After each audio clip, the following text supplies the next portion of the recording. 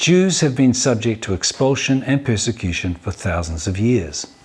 In the 1930s and 40s, for example, the Germans implemented a policy of Jewish expulsion. Their goal was to make Europe Judenrein or Judenfrei, free of Jews. Jewish communities, many of which had been resident in their host countries for hundreds of years, were expelled or eliminated. I have a number of Jewish friends who lived through that dark period. Forbidding Jews to live in a particular area was, of course, anti-Semitism, and it is a matter of historical record that the Judenrein policy was a step on the road to genocide.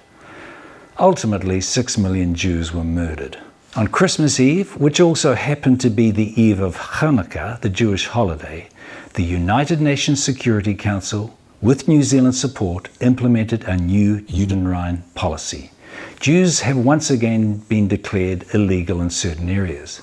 But this time it is not Germany, Austria or Poland from which Jews should be expelled. No, it is portions of the ancestral homeland of the Jewish people that are to be ethnically cleansed. Rational observers acknowledge that the Judenrein of the 30s and 40s was anti-Semitism. To deny that the new Judenrein is anti-Semitic is absurd. There is only one Jewish state, and yet more than 20% of Israel's population are Arabs. They enjoy the rights, freedom, and protection of the only democracy in the Middle East. None of the 22 Arab countries surrounding Israel grants its citizens the rights and freedoms enjoyed by Arabs living in Israel. And under this so-called two-state solution, it was a given that those Arabs could remain in Israel. And yet, throughout the so-called peace process, Fatah and Hamas have insisted that any eventual Palestinian state must be Judenrein, that it must be ethnically cleansed of Jews.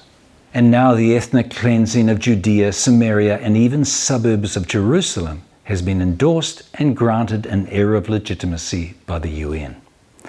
The moral confusion and hypocrisy of the international community is breathtaking.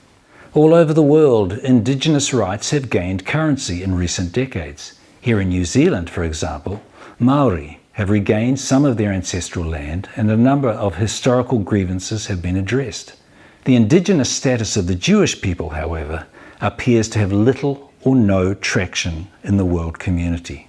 Although the Jews have maintained a devotion to Jerusalem and a continuous presence in their historic homeland for more than 3,000 years, rather than being recognized as indigenous to their land, they are branded occupiers or colonizers. And now such falsehoods have been granted the full weight of a Security Council resolution. No people group on the face of the earth can present stronger evidence for their connection to their ancestral homeland. Archaeology, genetic studies, and historical texts all confirm that Judea and Samaria are the Jewish homelands. And yet the world community has now declared Judea, Samaria, and even East Jerusalem must be Judenrein. If the UN chose to ban Ngāpuhi from Waitangi or Te Arawa from Rotorua, it would be considered outrageous. There ought to be outrage at the banning of Jews from their ancestral homelands. The lie that settlements are the significant obstacle to peace persists. Between 1949 and 1967, there were no settlements in the now disputed territories, and yet Arab terror was a continual problem. And consider Gaza.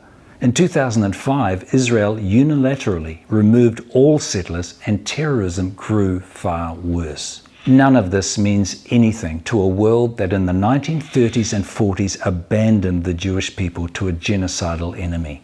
The world appears willing to do so again. The Judenrein policy of the 30s and 40s was the precursor to genocide. Today, the intention of the parties with whom Israel is supposed to negotiate is once again genocide. One need only read the Hamas Charter and watch the habitual incitement to murder on government-run Palestinian TV. And yet, the international community, co-led by New Zealand on this occasion, chides Israel and declares her an illegal occupier in her ancestral homeland.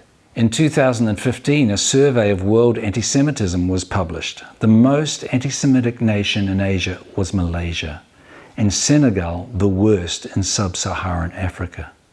The very poor human rights record of Venezuela is well known.